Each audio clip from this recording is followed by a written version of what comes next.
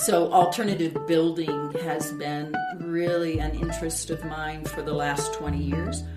Most of the skill sets that I have, I developed by going to Home Depot on a Saturday.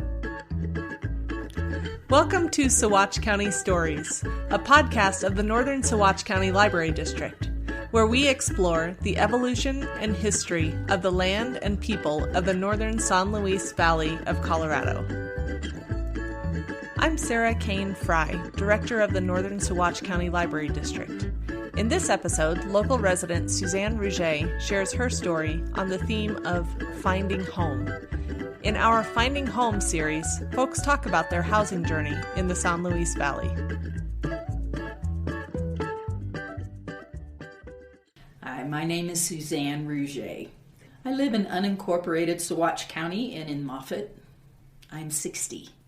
So I first came here because I was interested in sustainable building in 1993. So I came to the Energy Fair to learn more. That's what brought me here. And I fell in love with the valley. I lived in Fort Collins for 25 years, but I came here all the time, mostly because Valley View is my sacred space on earth. And now I'm fortunate to work there. I had helped build a straw bale in Fort Collins, and then when I came down here, I also was part of a team that helped to build a roundhouse in the Baca, and was very excited about doing that, and knew that at some point in my life, I was going to do that down here. So I came here 5 years ago to see if I could actually deal with the harsh weather and the isolation and all the other factors that come into play in deciding whether this is the space that I can actually spend the rest of my life. Yeah, so I started doing hempcrete. I helped build the first permitted hemp home in Colorado, and that was in 2017. I also helped build a tiny house, and we also built a 20-foot in diameter geodesic hemp dome, first one in the world. And that's kind of a sanctuary or a place for healing and for ceremony and for education. That's in Masonville. And I'm very excited about building an Earthship that incorporates hempcrete here in the valley. I'm going home in March to Fort Collins and sell my house, so I have to do a little bit of repair and then sell it. And then come back here and invest that in land and build my Earthship, which it's very important to me not to be in debt, and especially as I age. So right now I'm living in a 450 square foot tiny house that was brought in on a trailer. And I've realized that I don't need much more space than that. I'm hoping to have a garage, an attached garage, because I'm also a sculptor and an artist. So I want to be able to have a studio outside of my living space. And for me, the idea of having to go to 900 square feet, first of all of the materials are skyrocketing right now. So that doubles my initial cost right off the bat for space I don't want, I don't need. And I've already proven to myself, it's not like this is a question. I'm very comfortable with a smaller footprint. And I also believe that affordable housing is getting squeezed out. I just recently wrote a piece on gentrification because it's definitely happening here. And we need to pay attention to the impact that's having on our elders and on our youth and the people having children. And people who have a value for having a lighter footprint on the earth. I'm very concerned about the idea around the wastewater system because the Earthship is very much circular in that permaculture closed the loop way. And I'm looking at maybe an incinerator toilet or a composting toilet because that just makes more sense to me. Why waste water on waste? It does not make sense to me. So I also am concerned about one of the code changes because I was planning on building my garage first and then having a camper to live in while I break ground on the rest of the building. And I do understand that there are people who take a long time to accomplish this goal. And my goal is to break ground in June and to be done with the outer building so that I can begin really working on the inside infrastructure by fall. By November, I want to be able to move into the Earthship, and then, of course, continuing to work on it from there. Who knows how many years it'll take me. You know, even in Fort Collins with a conventional home that I remodeled from top to bottom, it took me 17 years to do that. But it suited all of my needs, and it was perfect. And I had bamboo floors, and it was very ecologically sound, even in the middle of the city, to the best that I could get it there. So, you know, I want to be off-grid, and I want to be in a tinier house. And I think we shouldn't limit that.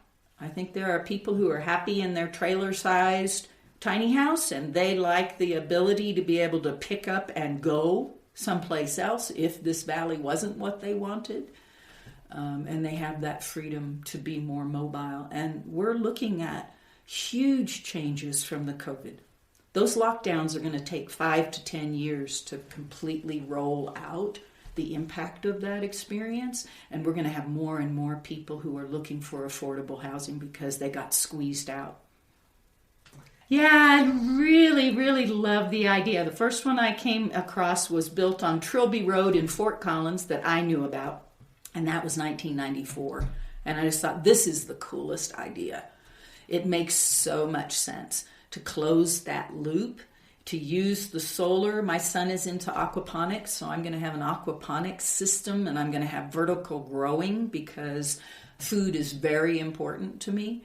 And I work with the microbiomes, so being able to compost, use human manure, and process it appropriately is really important to me too for the outside areas that I plan to landscape.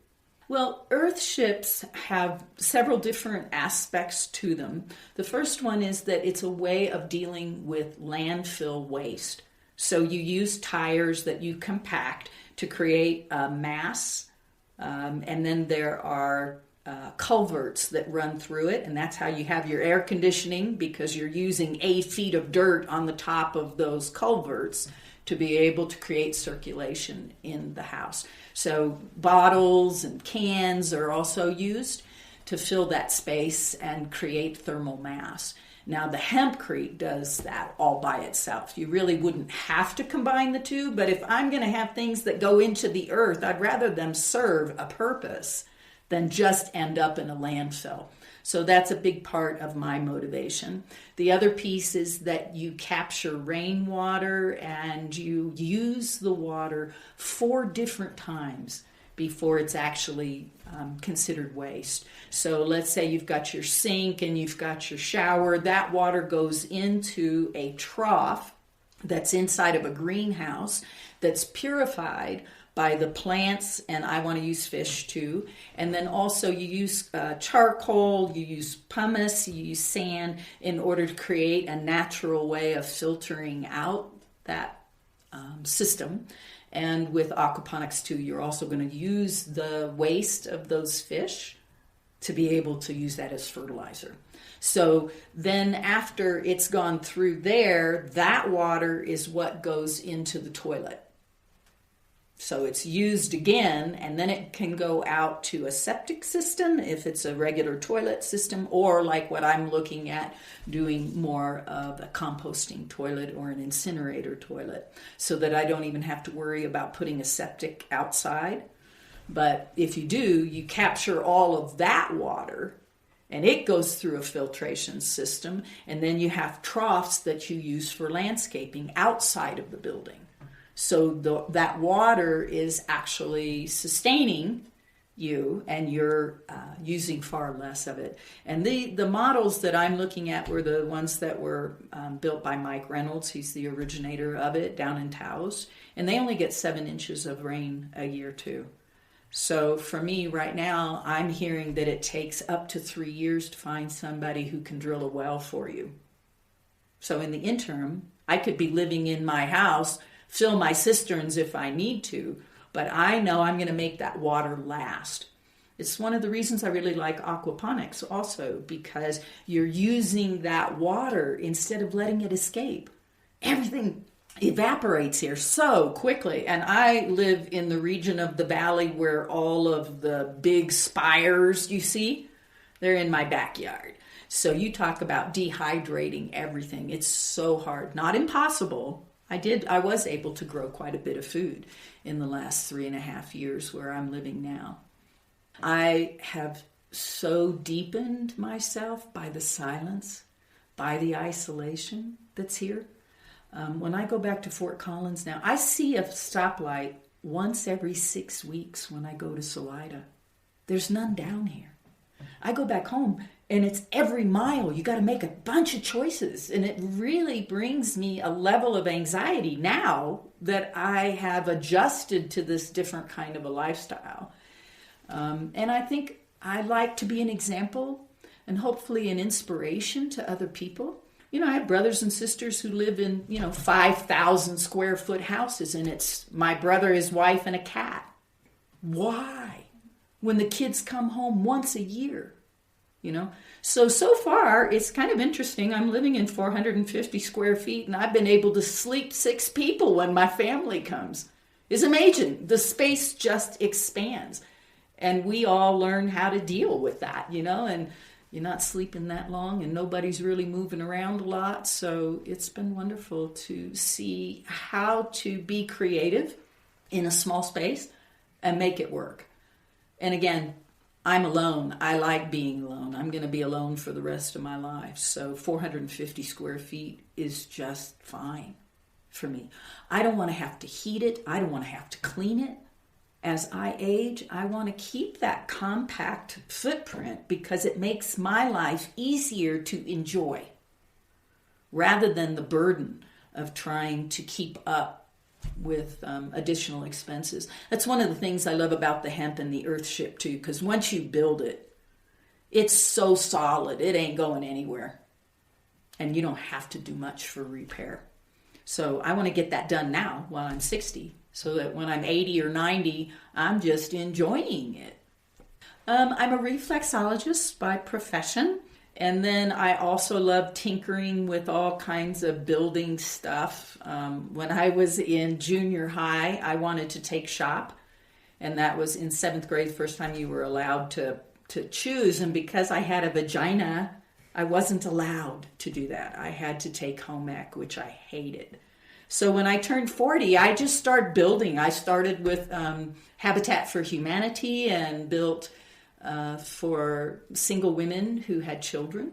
And then I went to Nepal and was involved in a worldwide build that was fabulous. We made houses out of bamboo.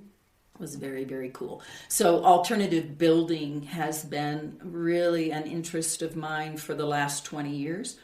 Most of the skill sets that I have, I developed by going to Home Depot on a Saturday and taking a class on how to tile or how to drywall. Or I learned all those skills pretty much on my own. It's not perfect, but it's always much improved. And that's kind of my standard. I'm real OCD, so it gives me an expression for that. So I have done a lot of that kind of work down here for people. Tile work and drywall and painting and those kinds of things too. And this house that I'm living in, I've pretty much completely remodeled it now and had a lot of fun. Some people spend their money on Starbucks coffee. I like to fix things up and beautify. Beauty is the balance to chaos. And I'm a Gemini, so there's always a lot of chaos. And so beautifying spaces is, for me, practice in mindfulness.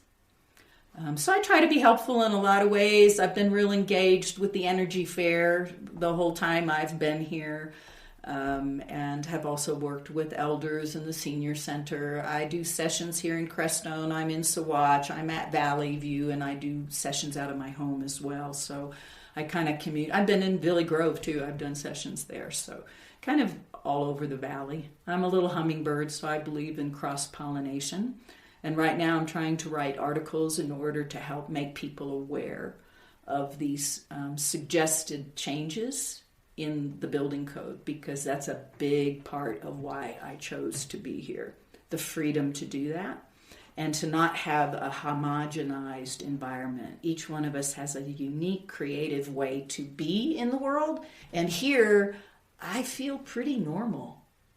In a lot of other places, I look pretty crazy compared to the kind of consensus reality way of living. And I've always been countercultural, so I feel like I belong here and I have a lot to contribute. Like I said, I'm not ever going to retire. I'm going to keep doing me till I die, and all the things I do are things that I love to do. I lived in a community. So when I first moved here, I lived in one community, and then I rented a room in somebody's house, and that got a little crazy. So I ended up being in a shed for a little while. I lived in a camper for a little while, but I love it down here. I was just going to stick. I was going to make it stick. And I've learned so much about resilience in that process.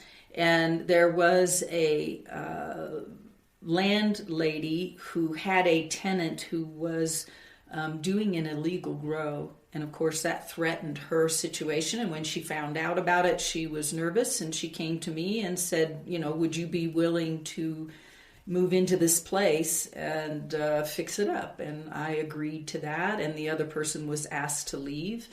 And when I moved in, it was such a mess. Everything was torn up. So I know that there is a problem with that. There's been kind of a boom and a bust. And I'm very much a supporter of both CBD and cannabis grows. But we do need to look at how the impact is on our county. And especially when people move in and they don't know what they're getting into. And then they leave a lot of trash behind, which was the circumstance that I came into. I mean, it took me 3 weeks of working every day just to get trash out of the way so it wouldn't blow and end up everywhere. And then just, have been working on refinishing this house and renovating it. And I think we can flip the situation here. And I think it takes dialogue, and it takes outreach, and it takes education. But that's the long-term goal, not a quick fix. Making regulations and imposing them, I think, is disenfranchising the future. And we have a lot of new and emerging technologies, and this valley could really shine in terms of a model for the United States and how to. I'm very much into regenerative soil building, and there's money out there for that, and there's young people who want to grow food. This is a place we could make a lot of things happen, and I think that's always been a piece of what the Baca and all of the spiritual retreat centers, it was like someday the people are going to come here, and they're showing up. So we need to direct that. We need to steward that. And we need to be far-reaching in our conversations and include everybody in that conversation. If we're going to remain a representational republic, we have to get involved. And these local issues are where to begin. That's where it's most important. That's where we can really have an impact.